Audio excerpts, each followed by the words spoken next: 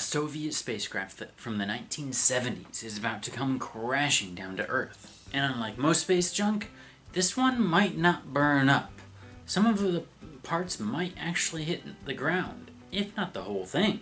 We're talking about Kosmos 482, a Soviet spacecraft that failed to reach Venus, but it might just reach your backyard. I'm Ben, this is Physics or Bust. In 1972, the Soviet Union launched Kosmos 482, a mission intended for Venus. It was part of the USSR's Venera program, a series of probes that studied Venus's extreme conditions and environment. But something went wrong during launch. The upper stage failed to make the spacecraft go on a trajectory to Venus. Instead, it got stuck in an orbit around Earth. Specifically a highly elliptical orbit that has kept it circling the planet for over 50 years.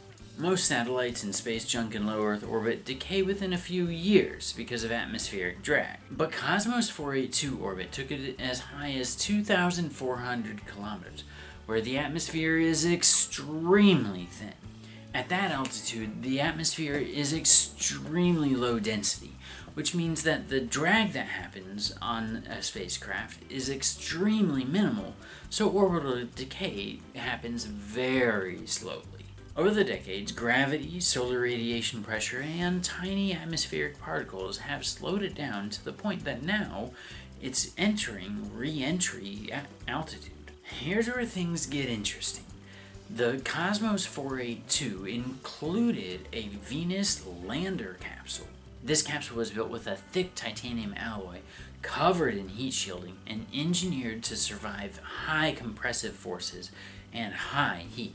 Most satellites burn up on re-entry due to heat generated by atmospheric compression, which can exceed 3,000 degrees Fahrenheit. But this capsule, it was built to handle more than that.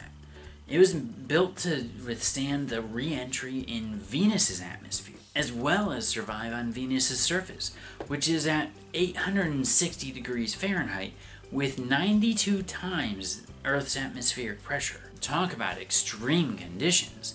That's hot enough to have molten zinc and molten lead on the surface of Venus. Think about that. This satellite was engineered to endure descent through sulfuric acid clouds and land on rock that can melt lead. That makes it one of the most durable spacecraft ever launched. In my opinion, Earth's atmosphere isn't even close to being harsh enough to destroy it. When an object enters Earth's atmosphere, it experiences hypersonic deceleration because it's moving faster than the speed of sound, and it's going to decelerate because of the friction with the atmosphere. The air in front of it compresses violently and creates plasma and heat. If an object has a large surface area to mass ratio, like a solar panel, it burns up really easy.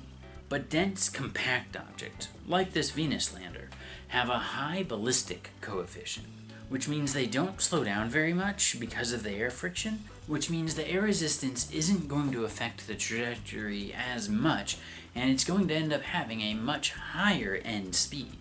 In fact, this exact type of capsule survived re-entry in 1981 when Venera 7's twin came down near New Zealand. Experts anticipate re-entry on May 10th with a plus or minus 1.5 day variance. The exact time and location won't be known until hours, if not minutes, before it comes down. That's because small changes in solar activity, atmospheric density, as well as descent angle can change drastically where it's going to be coming down. And since latest images of the spacecraft indicate that a parachute may have deployed, means that that's going to wreak havoc on any kind of calculation for where it's going to land. There's no question that the parachute is going to burn up on re-entry, but not before it changes the path of the lander by unpredictable ways. For one thing, nobody ever deploys a parachute on purpose before it enters through the phase where it's creating plasma, because the parachute won't last. So nobody's experienced making any kind of calculation for what this lander is going to actually do.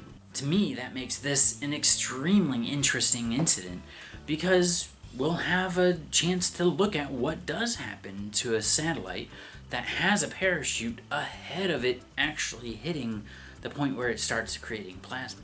But this uncertainty in what's going to happen means we have a very, very large area that is possible for this spacecraft to come down. The good news? Even if part of the spacecraft does survive re-entry, which I believe part of it will, the odds of it coming down in a populated area are extremely low, even though it's not zero. Kosmos 482's return reminds us that space missions have long-term consequences. Orbital debris, especially high-mass, high-density, and long-lasting objects, can come back to Earth decades later. It also shows the limits of re-entry modeling. Even with today's technology, we still can't pinpoint where it's going to come down, even though we know where it's at and where it's going at the moment. As we launch more missions and leave more debris in space, one thing that this situation highlights is that we need better tools for tracking, deorbiting, and planning safe re-entries. So will a Soviet satellite be sinking in the seas, or will this craft create a crater in the crust? Let me know your thoughts in the comments below. Hey guys, just a quick update since I recorded the first part of this video. Kosmos 482 has re-entered. Russia's space agency Roscosmos says that it splashed down somewhere in the Indian Ocean west of Jakarta. At this point, there's not consensus of where it came down. The ESA has it entering over Pakistan, and TUDAT has it entering just south of Australia. Hopefully we'll get some video footage from someone that will confirm where it came down, but at this time it's still unclear where it did actually land.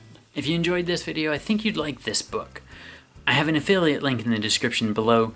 I do get a small commission, but it doesn't cost you any extra. If you like updates on space and technology, make sure to like and subscribe, and remember, keep asking questions. I'll see you in the next video.